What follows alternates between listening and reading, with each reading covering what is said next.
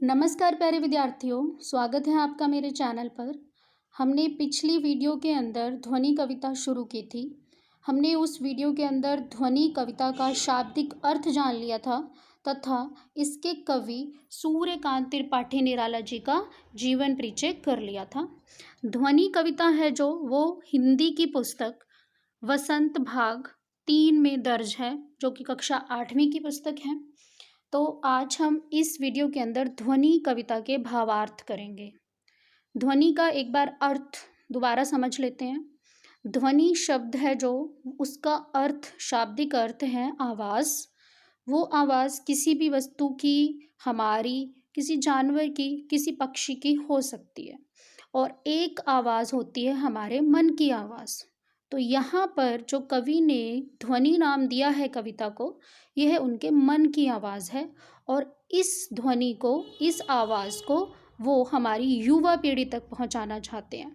वो युवा पीढ़ी जो हताश, निराश और निराशावादी हो चुकी हैं, अपने काम को लेकर उत्साहित नहीं है, उसको अपनी आवाज़ के द्वारा वह समझाना चाहते हैं कि जीवन का अंत है जो वो इतना नज़दीक नहीं होता। युवा पीढ़ी होती है, जो युवा हमारी जो उम्र होती है, उसके अंदर काम करने की जो क्षमता होती है वो सबसे अधिक होती है। उसके अंदर एक नया उत्साह होता है, परंतु कवि को यहाँ पर ऐसा देखने को मिल रहा है कि यह जो युवा पीढ़ी है वो निराशावादी होती जा रही है, काम को लेकर सजग नहीं है। तो उन्होंने इस कविता को रचा और एक यहाँ पर उन्होंने माध्यम बनाया है अपनी आवाज़ को, और एक उन्होंने प्रकृति को इसका माध्यम बनाया है अपनी आवाज़ युवा पीढ़ी तक पहुँचाने के लिए। तो हम शुरू करते हैं। अभी न होगा मेरा अंत, अभी अभी तो आया है मेरे वन में मृदुल वसंत। अभी न होगा मेरा अंत। मृदुल, मृदुल का मतलब मीठा, कोमल, मृदुल। वसंत ऋतु का नेम है। अब यहाँ पर क्या कह रहे हैं कवि? जो कवि हैं वो रचनाएं लिखते थे, कविताएं लिखते थे, परंतु कुछ विरोधी कवियों ने जब कहना शुरू किया कि सूर्यकांत त्रिपाठी निराला जी का तो अब अंत है, उनकी रचनाओं का अंत है, तो उन्होंने क्या कहा? अभी ना होगा मेरा अंत, मेरा अंत अभी नहीं होगा। अभी अभी तो आया है, अभी अभी तो इसी समय तो आया है मेरे मन में मृदुल वसंत। अभी अभी तो मेरे जीवन के अंदर वसंत ऋतु का आगमन हुआ है। यहाँ पर इसका अभिप्राय क्या हुआ कि अभी अभी तो मेरे जीवन के अंदर एक नई ऊर्जा जो आई है, रचनाएं लिखने की, कविताएं लिखने की एक नई ऊर्जा है जो उसने जन्म लिया है। अभी मेरा अंत नहीं हो सकता। यहाँ पर युवा पीढ़ी को कवि हैं जो वो वसंत ऋतु के माध्यम से भी ये कह रहे हैं कि प्रकृति है जो कह रही है कि जो उसके पेड़ पौधे जब पतझड़ की ऋतु आती है तो सब झड़ जाते हैं। तो सभी सोचते हैं कि प्रकृति तो अब बिल्कुल सूख गई है, पेड़ पौधे सब सूख गए हैं। तो यहाँ पर वसंत ऋतु भी क्या कह रही है कि अभी तो वसंत ऋतु है, अभी तो मेरे पेड़ पौधे जो शाखाएं हैं मेरी वो हरी भरी पौधों से भर जाएंगी, पत्तों से भर जाएंगी। अभी प्रकृति का अंत है जो वो नहीं है। आगे, हरे हरे ये पात, डालियां कलियां कोमल गात। यहाँ जो वसंत प्रकृति है जो उसके क्या हैं? पत्ते, पात मतलब पत्ते, डालियां, उनकी जो डालियां हैं, शाखाएं हैं, कलियां जो छोटे छोटे फूल खिले हुए हैं उनके ऊपर, कोमल गात, उनके जो शरीर हैं वसंत ऋतु के आने से क्या है? कोमल कोमल उनके शरीर हैं। मैं ही अपना स्वपन मृदुल कर।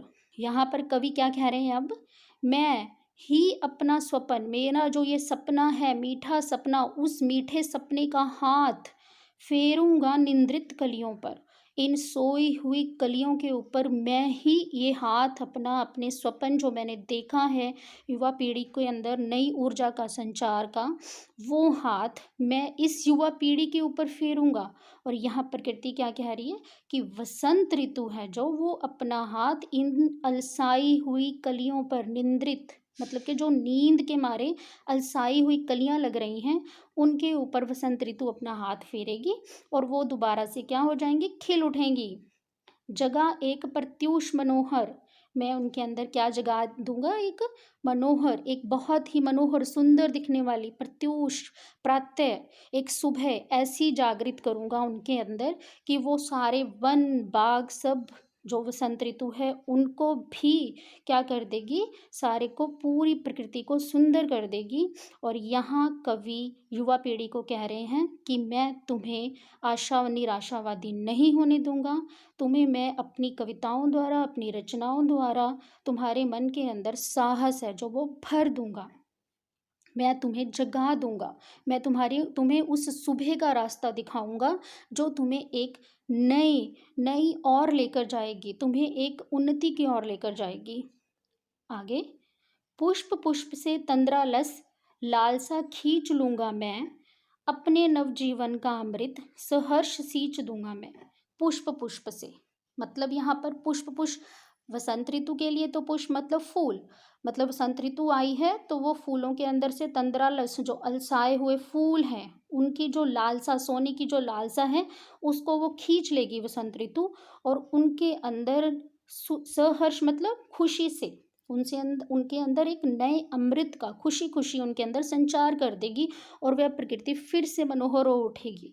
और यहाँ पर कवि क्या कह रहे हैं, अपनी रचनाओं के माध्यम से वो क्या कह रहे हैं कि मैं इस युवा पीढ़ी जो कि सोई अलसाई हुई है, तंद्रालस है, नींद के कारण अलसाई हुई है, जो काम नहीं करना चाहती, आगे बढ़ना नहीं चाहती, उनके अंदर मैं एक नव जीवन का संचार करूँगा और इसको मैं अपनी रचनाओं के माध्यम से उनके अंदर अपने एक ऐसा जीवन, उनके अंदर एक उमंग जो है खुशी खुशी भर दूंगा ताकि वह आगे बढ़ पाएं और नया काम हमारे भारत के लिए कर पाएं, माँ नाम को रोशन कर पाएं, भारत के।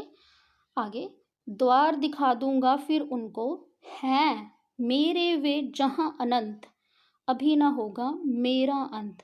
द्वार दिखा दूंगा फिर उनको, यहाँ पर कवि क्या कह रहे हैं कि फिर मैं उस युवा पीढ़ी को वो दरवाज़ा दिखा दूंगा, द्वार मतलब वो दरवाज़ा दिखा दूंगा जहाँ पर इतनी आसानी से किसी का अंत नहीं होता, बिना कार्य से किसी का कर्म करे बिना किसी का इतना आसानी से अंत नहीं होता। मैं उन्हें अनंत का दरवाज़ा दिखा दूंगा जहाँ पर किसी का अंत नहीं है। मैं उन्हीं के अंदर इतनी ऊर्जा, इतनी काम करने की शक्ति अपनी कविताओं, अपनी रचनाओं के माध्यम से भर दूंगा और मैं उन्हें अनंत का दरवाज़ा दिखा दूंगा, अभी ना होगा मेरा अंत। कवि क्या कह रहे हैं कि मेरा अंत इतनी आसानी से नहीं होगा, अभी तो मुझे बहुत कुछ करना है अपने देश के लिए, अपनी युवा पीढ़ी के लिए, मुझे उन्हें सही रास्ता दिखाना है। मेरी रचनाओं का जो अंत है वो इतनी आसानी से नहीं हो सकता। मैं अपनी रचनाओं के माध्यम से युवा पीढ़ी को जागृत करूँगा, उन्हें आशावादी बनाऊँगा, उनके मन की जो निंद्रा है, उनकी जो अलसाई हुई जो युवा पीढ़ी है उनके अंदर, उस युवा पीढ़ी के अंदर उस आलस्य को मैं खींच लूँगा अपनी कविताओं के माध्यम से। और जो प्रकृति है वो भी कह रही है कि वसंत ऋतु के आने से मेरे जो फूल हैं, पत्ते हैं, वो सब फिर से हरियाली जो चारों तरफ दिखाई देगी और हम खिल उठेंगे। तो ये थी ध्वनि कविता के भावार्थ, आशा है आपको अच्छे से समझ आए होंगे। हम अगली वीडियो ऐसे ही आगे और जो पाठ हैं 8वीं कक्षा के या और अन्य किसी कक्षाओं के करते रहेंगे। आपको अगर भावार्थ अच्छे से समझ आए हों तो please like the video and subscribe my channel. धन्यवाद।